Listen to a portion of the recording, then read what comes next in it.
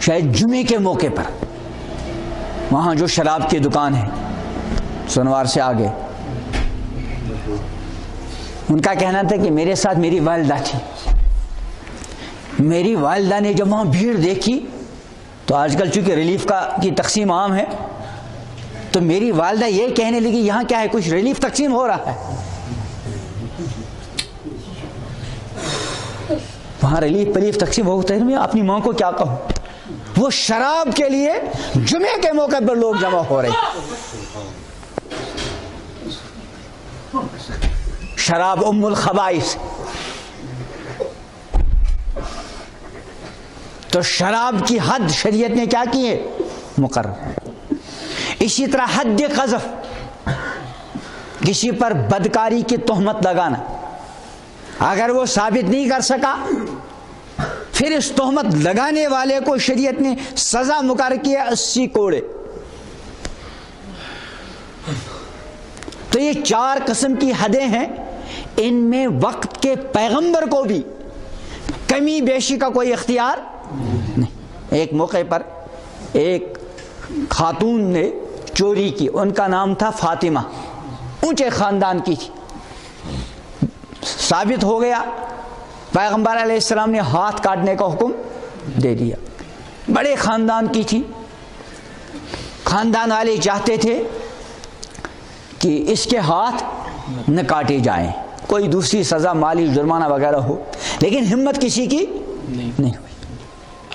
ایک صحابی ہیں اسامہ ابن زید رضی اللہ تعالیٰ عنہ، حضرت زید ابن حارثہ پیغمبر علیہ السلام کے چہیتے صحابی، بلکہ آپ کے منہ بولے بیٹے تھے۔ شروع میں ان کا لمبا واقعہ اس وقت اس کو نہیں سنانا، زید بن محمد کے نام سے مشہور ہو گئے تھے، لیکن بعد میں جب آیت نازل ہو گئی جس میں اس بات کو کی ممانعت کی گئی کہ کسی کی ولدیت، جیسے دیتے نا وہ منگتا پنگتا، منگتے کا ایک مطلب ہے کہ آپ نے اس کو اپنی پرورش میں لے لیا، تو کسی کے بچے کی پرورش کرنا گناہ نہیں، لیکن جہاں تک اس کی ولدیت کو بدلنا یہ بہت بڑا گناہ ہے، ذات کا بدلنا بہت بڑا گناہ ہے۔ تو آیت نازل ہوئی، تو پیغمبر علیہ السلام کے چہیتے تھے، تو ان کے بیٹے حضرت اسامہ بن زید، ان کا لقب ہی تھا حب الرسول، پیغمبر علیہ السلام کے محبوب، تو اور کسی کی ہمت ہوئی نہیں۔ اسامہ بن زید سے لوگوں نے عرض کیا کہ آپ پیغمبر علیہ السلام چھوٹے بھی تھے اور پیغمبر علیہ السلام کے چہیتے تھے، تو پیغمبر علیہ السلام نے جب سنا تو بہت غضبناک ہو گئے اور فرمایا قسم کھا کر اگر فاطمہ بنت محمد بھی چوری کرتی تو قسم کھا کر ان کے بھی ہاتھ کاٹے جاتے۔ تو بہرحال غامدیہ اسلمی رضی اللہ تعالی عنہ ان سے زنا کا صدور ہوا، اور میں نے بھی عرض کر لیا کہ یہ جو شریعت کی حدود ہیں، شریعت نے جو مخصوص گناہوں پر سزائیں متعین کی تھی، ضرورت تھی کہ امام الانبیاء حضرت محمد عربی علیہ السلام کی موجودگی میں ان سزاؤں کا نفاذ بھی ہوتا، عملاً وہ سزائیں دی جاتی، ضرورت تھی۔ اللہ تعالیٰ کے ایک تکوینی نظام کے تحت کچھ صحابہ یا کچھ صحابیہ سے اس طرح کے گناہ ہو گئے، جیسے میں نے ابھی فاطمہ مخزومیہ کا عرض کیا، ان سے چوری کا گناہ ہو گیا۔ اب وہ جو حد سرقہ، اس کا نفاذ پیغمبر علیہ السلام کی موجودگی میں ہوا، اور اس خاتون کے کیا کاٹے گئے، ہاتھ کاٹے گئے۔ اسی طرح شراب پینے پر بھی سزا لگی، تہمت لگانے پہ بھی سزا لگی۔ اسی طرح حد زنا، عجیب و غریب معاملہ تھا۔ غامدیہ اسلمی رضی اللہ تعالی عنہ، اللہ کے سوا کسی کو معلوم نہیں تھا کہ ان سے زنا ہو گیا، ان سے غلطی ہو گئی، ایمان تھا۔ جب یہ غلطی ہو گئی فوراً بارگاہ نبوی میں حاضر ہوئی اور عرض کیا اللہ کے رسول مجھ سے زنا ہو گیا، آپ مجھے پاک کر دیجئے۔ ہم تو طاق میں لگے رہتے ہیں، کسی کی ذرا سی غلطی مل گئی اس کو بڑا چڑھا کر پیش کریں، ذرا سے کسی کو بات کرتے دیکھا یار یہ بدکار، حالانکہ بات کرنا بہت بڑا جرم ہے، لیکن کسی کے متعلق بات کو بڑا چڑھا کر پیش کرنا یہ بہت بڑا جرم، بہت بڑا جرم۔ وہاں تو حکم یہ ہے ادرؤ الحدود بالشبہات، ذرا سے شبے کی بنیاد پر حد کو ٹال دو. اس لیے یا تو 4 گواہ موجود ہوں اور یا بدکاری کرنے والا خود اپنی بدکاری کا کیا کرے، اعتراف کرے، اقرار کرے. یہ صحابیہ حاضر ہوئی اور عرض کیا اللہ کے رسول مجھ سے ایسا ہو گیا. جب 4 گواہ ہوں اقرار کرے مجرم خود تو ایک مرتبہ اقرار کافی نہیں. پیغمبر علیہ السلام نے ان کو ہٹا دیا، ٹال دیا، وہ چلی گئی لیکن بے چینی کے ساتھ. کچھ دیر کے بعد پھر آئی، اے اللہ کے رسول مجھ سے زنا سرزد ہو گیا. پیغمبر علیہ السلام نے چہرے مبارک پھیر لیا اور کوشش کی کہ یہاں سے چلی جائے. چلی گئی، جب نظر سے اوجھل ہو گئی پھر آ گئی. 4 مرتبہ اس نے بارگاہ نبوی میں صاف کھلے الفاظ میں اپنی غلطی کا کیا کر لیا، اقرار کا. اور یہ بھی کہا اے اللہ کے رسول میں اس گناہ کی وجہ سے حاملہ رہ گئی، آپ کوئی چارہ نہیں.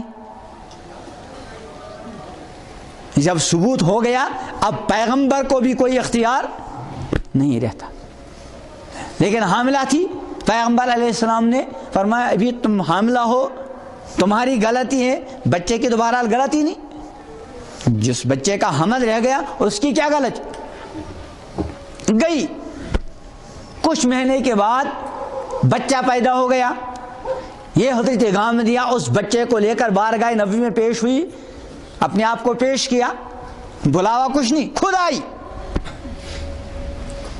یہ خود کون ان کو لا رہا ہے، ایمان لا رہا ہے. اتنا مضبوط ایمان تھا. عرض کیا اللہ کے رسول یہ اب بچہ بھی پیدا ہو گیا، اب تو مجھے پاک کیجئے اور اللہ کا حکم مجھ پر نافذ کیجئے. آپ نے ارشاد فرمایا نہیں، ابھی تمہارا یہ بچہ جو ہے تمہارے دودھ کا کیا ہے، محتاج. چلی گئی.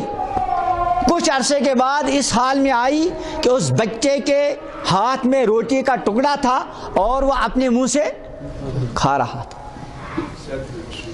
بارگاہ نبی میں عرض کیا اللہ کے رسول اب تو یہ میرے دودھ کا محتاج، اب یہ کھانے پینے کے لائق ہو گیا، اب تو مجھ پر اللہ تعالیٰ کا حکم نافذ کیجیے. اب پیغمبر علیہ السلام نے جو صحابہ کو حکم دیا اور اس صحابیہ کو کیا کر لیا گیا، رجم کر لیا گیا. تو یہ گناہ کرنے کے بعد اتنے بڑے اقدام پر، اس لیے صحابہ کے بارے میں ہمیشہ حسن ظن رکھنا چاہیے. اب بظاہر اس کا گناہ بہت بڑا ہے، گناہ کبیرہ ہے، لیکن ہمیں دیکھنا یہاں ہمیں اس گناہ کے بجائے وہ گناہ تو اپنی جگہ ہے، لیکن اس گناہ کے بعد جو توبہ، یعنی بار بار اپنے آپ کو گنہگار بنا کر پیش کرنا. اور وہ جانتی تھی صحابیہ کہ میرے لیے اس کی سزا کیا ہو سکتی ہے. ان کو معلوم تھا کہ مجھے سنسار کیا جائے گا، لیکن وہ آخرت کی سزا کے مقابلے میں دنیا کی سزا کو کیا سمجھتی تھی، ہلکی. تو بہرحال میں عرض کر رہا تھا اللہ پاک فرماتے انیبو الی ربکم، واپس آ جاؤ اپنے پروردگار کی طرف، واسلموا لہ، اور اس کی اطاعت فرما برداری کرو، من قبل ان یاتیکم العذاب، اس سے پہلے کہ عذاب آ جائے، ثم لا تنصرون، پھر تمہاری مدد. اب دیکھو عذاب آ گیا نہیں. میں آج ایک بیمنا کے ایک دوست تھے، وہ گاڑی چلا رہے تھے، میں نے کہا کیا حال ہے، کچھ فرق آ گیا؟ کہا نہیں، بلکہ لوگ اللہ بچائے اور جری ہو گئے. انا للہ و انا الیہ راجعون. میں نے کہا مسجد کا کیا حال ہے؟ کہا پہلے سے کم نمازی. یہ بہت بڑی سخت دلی کی علامت ہے، بہت بڑی سنگ دلی کی علامت ہے کہ کوڑا کھانے کے بعد پھر بھی باز نہ آ جائے. یہ بہت بڑا سنگین معاملہ ہے، بہت بڑا سخت معاملہ ہے. مشہور تھا کہ لاتوں کے بھوت باتوں سے نہیں مانتے. اب تو لات بھی لگ گئی لیکن اس کے باوجود نہ مانے، پھر تو اللہ ہی بہتر جانتا ہے آئندہ کیا حال ہو سکتا ہے. اس کے بعد اللہ فرماتے ہیں وَاتَّبِعُوا، اتباع کرو، احسن ما انزل الیکم من ربکم، اس بہترین ہدایت کی، اس بہترین تعلیم کی جو تمہاری طرف کیا کی گئی؟ نازل، من قبل ان یاتیکم العذاب، اس سے پہلے کہ عذاب آ جائے، وانتم لا تشعرون، تم کو خبر بھی نہ رہے۔ میں آج یہ کل لال چوک سے چل رہا تھا، نہیں یہاں کرا نگر سے، بالکل اچھی طرح بازار چل رہا ہے، تو میں اپنے کسی ساتھی سے کل ہی کہہ رہا تھا، میں نے کہا سوچا بھی نہیں جا سکتا کہ کرا نگر جیسی جگہ میں اتنا بڑا سیلاب آ جاوے، سوچا بھی نہیں جا سکتا تھا، لیکن اللہ تعالیٰ کے حکم کے سامنے کس کی کیا چلتی۔ بہت سے لوگوں کو یہ تھا کہ ہم اپنی دوسری تیسری منزل پر رہیں گے۔ میں اکثر اس وقت موقع پر گزارش کیا کرتا تھا کہ یہ مت سمجھنا کہ ہم ذرا اونچائی پہ رہ رہے ہیں، اللہ تعالیٰ کے ہاں اونچائی اور نیچائی سب برابر ہیں۔ وہاں تو نوح علیہ السلام کے بیٹے نے کیا کہا تھا کہ میں تو بس پہاڑ کی چوٹی پہ پہنچ جاؤں گا اور وہاں سے بچوں گا، لیکن پیغمبر نے کیا کہا؟ قال لا عاصم اليوم من امر اللہ، اللہ کے حکم سے کوئی نہیں بچا پائے گا۔ اس لیے ہم کو سوچنا چاہیے یہ جو معاملہ ہوا اس میں دو طرح کے لوگ، ایک وہ جن پر کوڑا برسا، اللہ تعالیٰ بچائے، اور ایک وہ جن پر کوڑا نہیں برسا۔ دونوں کو سنبھلنے کی ضرورت ہے۔ جن پر کوڑا برسا ان کو تو سنبھلنا ہی چاہیے، لیکن جن پر کوڑا نہیں برسا لیکن انہوں نے ان لوگوں کو اور علاقوں کو دیکھا جن علاقوں میں کوڑا برسا ہے، سبق حاصل کرنے کی ضرورت ہے، مجرمانہ زندگی سے باز آنے کی ضرورت ہے۔ ہمارے گناہ بے شمار ہیں اور ہر گناہ اللہ کی پکڑ کے لیے کیا ہے؟ کافی، لیکن چند گناہ جو بہت زیادہ ہو رہے ہیں، بڑے بڑے گناہ، ان میں اکثر گزارش کیا کرتا ہوں عمومی گناہ، بڑا گناہ بھی ایک ہے عمومی گناہ ہے، بڑا گناہ ہے، بڑا گناہ لیکن عمومی نہیں۔ مثلا رشوت ستانی، اس وقت رشوت کا بازار کیا ہے؟ گرم ہے، لیکن یہ گناہ اگر اس مسجد میں 500 آدمی ہیں، امید ہے کہ ان 500 آدمیوں کی اکثریت ایسی ہوگی جو انشاءاللہ رشوت لینے والے نہیں ہوں گے۔ کچھ ہوں، اللہ بچائے، اللہ کرے کہ کوئی نہ ہو، لیکن امکان ہے کہ کچھ ہوں، لیکن اکثریت کے بارے میں ہم کو امید ہے کہ وہ انشاءاللہ رشوت لینے والے نہیں ہوں۔ سود کھاری کا بدترین گناہ ہے، بدترین گناہ، ایسا بدترین گناہ کہ اللہ پاک نے صاف الفاظ میں سود خواری کے گناہ پر اعلان جنگ فرمایا ہے۔ فَإِن لَّمْ تَفْعَلُوا فَأْذَنُوا بِحَرْبٍ مِّنَ اللَّهِ، اگر باز نہ آ جاؤ تو اللہ کی طرف سے اعلان جنگ سن لو۔ بہت بڑا گناہ ہے سود خواری کا۔ بعض کتابوں میں لکھا ہے کہ سود خواری کے گناہوں کے 70 درجے ہیں، چھوٹا بڑا بڑا بڑا، ان میں سب سے چھوٹا درجہ جو ہے وہ ایسا جیسے اپنی ماں کے ساتھ بدکاری کرنا۔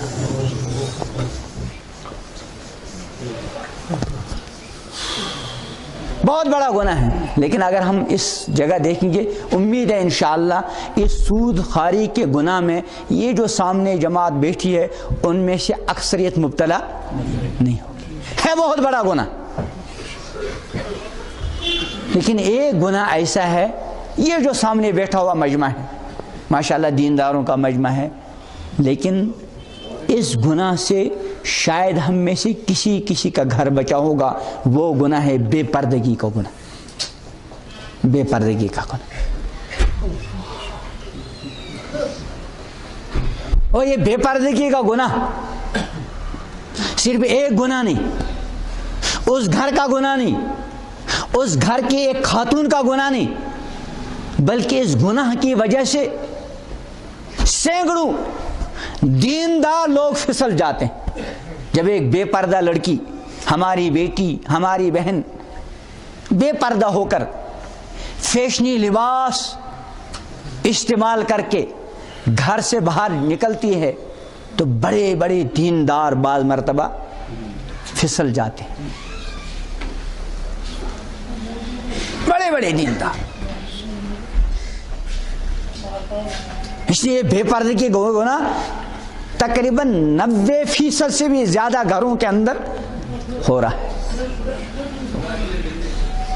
بے نمازی ہونے کا گناہ دیکھو، ابھی اس سیلاب کی وجہ سے اللہ پاک نے جانوں کو تو بچا لیا، مال جاتا رہو، بے شمار مال گیا،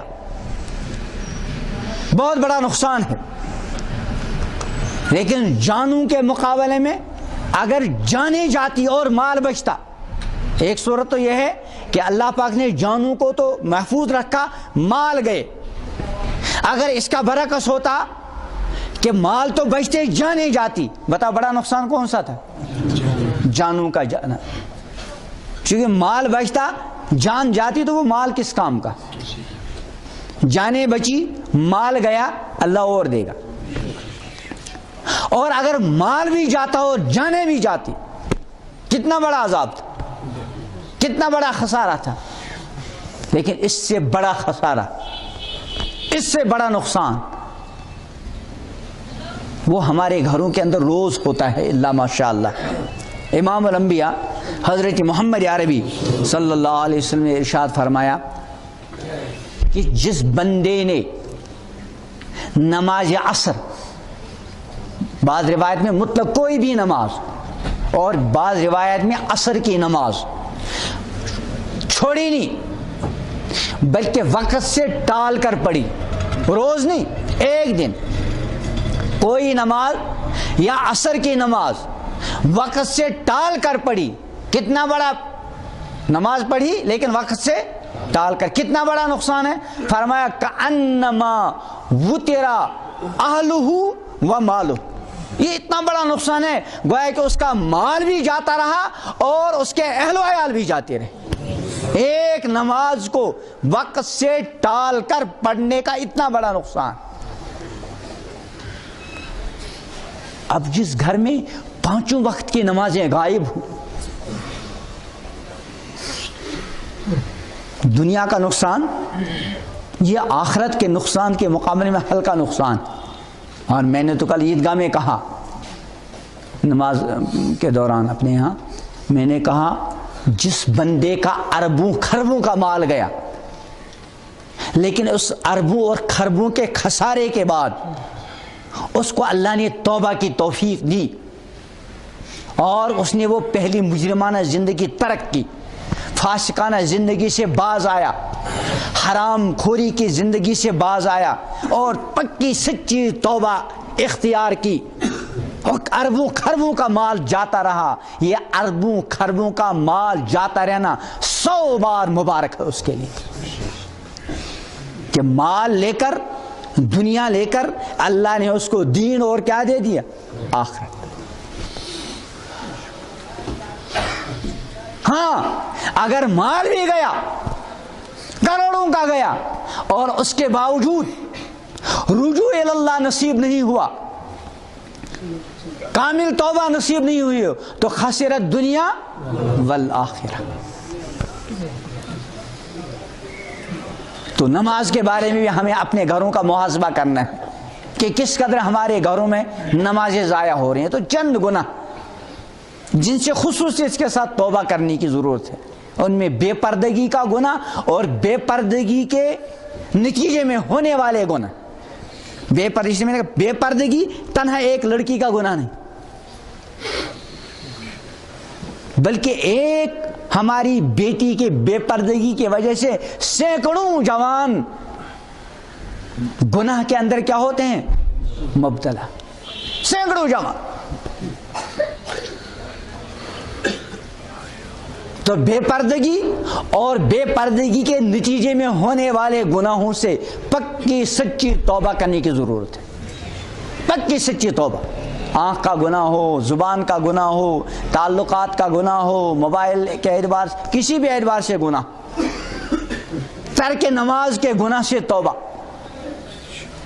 یاد رکھیں کھانے پینے کا مسئلہ کوئی ایسا مسئلہ نہیں. اللہ پاک کا وعدہ ہے وَمَا مِن دَابَّةٍ فِي فی الارض الا علی اللہ رزقھا، اللہ کے ذمے، کروڑ پتی ہو کر بھی کھلائے گا اور بالکل محض نادار ہو اللہ جب بھی کھلائے گا۔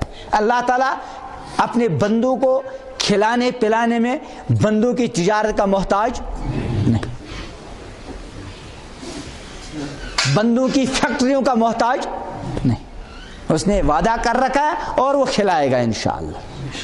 اسی لیے امام الانبیاء حضرت محمد عربی صلی اللہ علیہ وسلم کو اللہ پاک نے ارشاد فرمایا لا تمدن عینیک الی ما متعنا بازواج منهم زہرۃ الحیات الدنیا لنفتنهم فیہ، کہ اے پیغمبر آپ اپنی مبارک نگاہیں اس مال و متاع کی طرف نہ اٹھائیں جو ہم نے ان دنیا والوں کو دی ہیں تاکہ ان کو آزمائیں۔ ورزق ربک خیر وابقی، تیرے رب کا رزق بہتر بھی اور ہمیشہ رہنے والا بھی ہے۔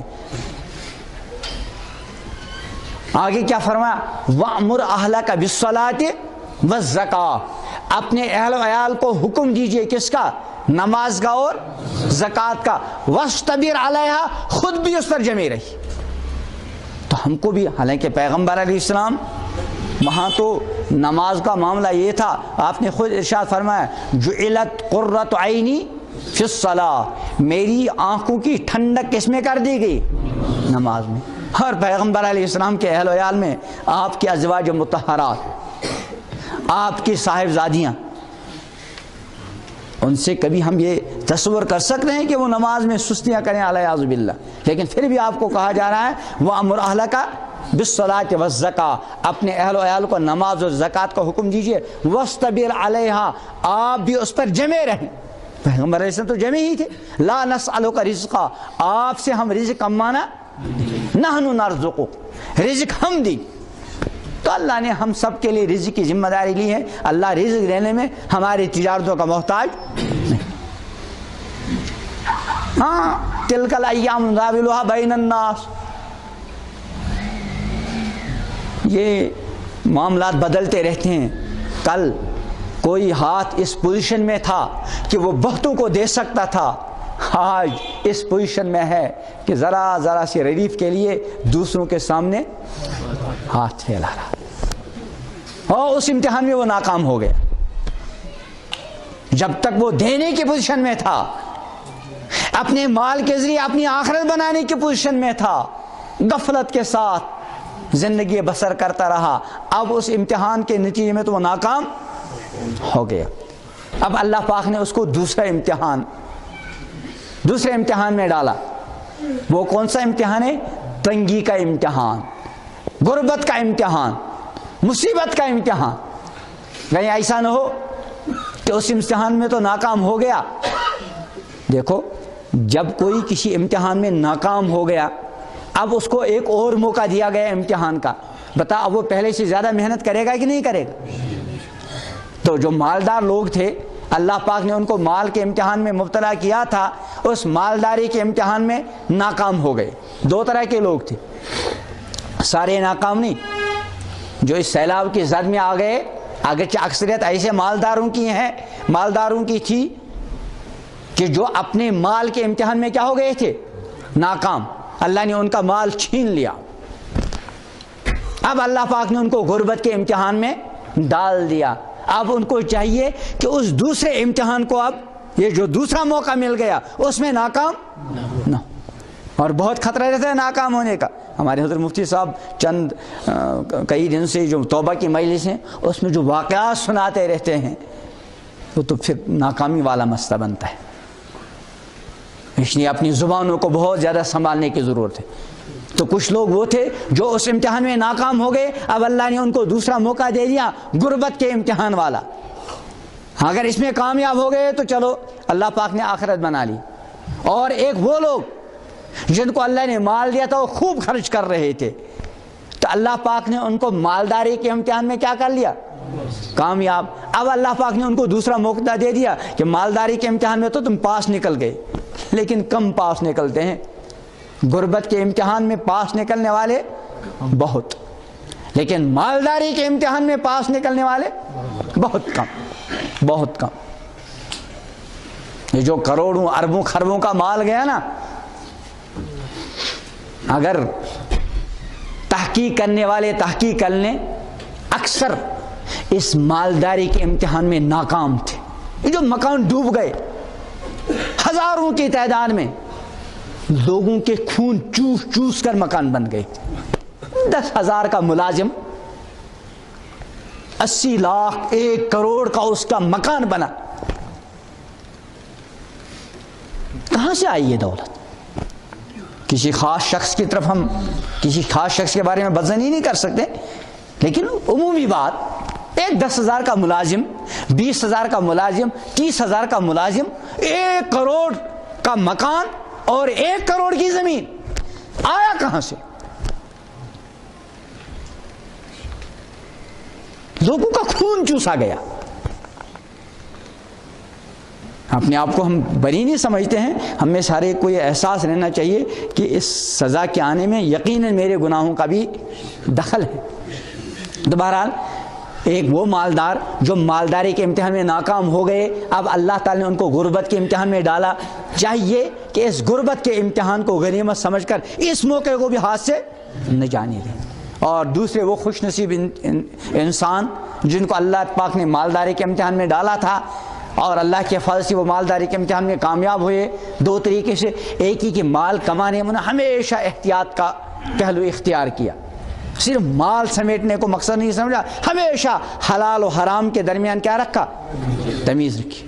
دوسرے زکوٰۃ بھی دیتے رہے اور جہاں موقع ملا غریبوں کی مدد، اللہ کے دین کی مدد کے لیے اپنا مال خوب خرچ کرتے رہے اور اس مالداری کے امتحان میں کیا نکلے؟ کامیاب. اگرچہ کم ہیں، ان کا بھی مال اللہ پاک نے چھینا. اس کا مطلب کیا ہے کہ مالداری کے امتحان میں تو تم الحمدللہ پاس ہو گئے. اب ہم یہ دیکھنا چاہتے ہیں کہ تم غربت والے امتحان میں بھی کیا ہو جاؤ؟ پاس ہو جاؤ. اور ہمارے لیے بھی سبق ہے کہ مال کے سمیٹنے کو اپنا مقصد زندگی نہ بناؤ. میں نے کل بھی یہ بات گزارش کی تھی اقلا مسجد میں کہ 2 آدمیوں کا برابر مال جاتا رہا 1-1 کروڑ کا یا اس سے زیادہ کا. 40 دونوں 30 سال سے مال کمانے میں لگ گئے اور 10 کروڑ 20 کروڑ مال اس کے پاس تھا، اس 20 کروڑوں کا اس کے فرق کیا تھا کہ ایک جو ہے اس مال کی کمائی میں حلال و حرام کی تمیز رکھتا رہا اور مکمل نمازوں کی پابندی کی، رمضان کے روزے رکھے، مالوں کی زکوٰۃ دی، حج کیا، قرآن کی تلاوت کی اور ضرورت کے مواقع پر خرچ کرتا رہا. اور دوسرا بس مال سمیٹنے میں لگ گیا. اس کی اس 30 سالہ زندگی میں نماز بالکل نہیں، روزہ نہیں، زکوٰۃ نہیں، شرم و حیا نہیں، ایمانداری نہیں، دیانتداری نہیں. نقصان دونوں کا 10-10 کروڑ کا ہو گیا. مثلا بتا نقصان زیادہ کس کا ہے؟ دیندار کا کہ بے دین کا؟ کیوں؟ اس لیے کہ بے دین کی کمائی 30 سال کی یہ 10 کروڑ تھی.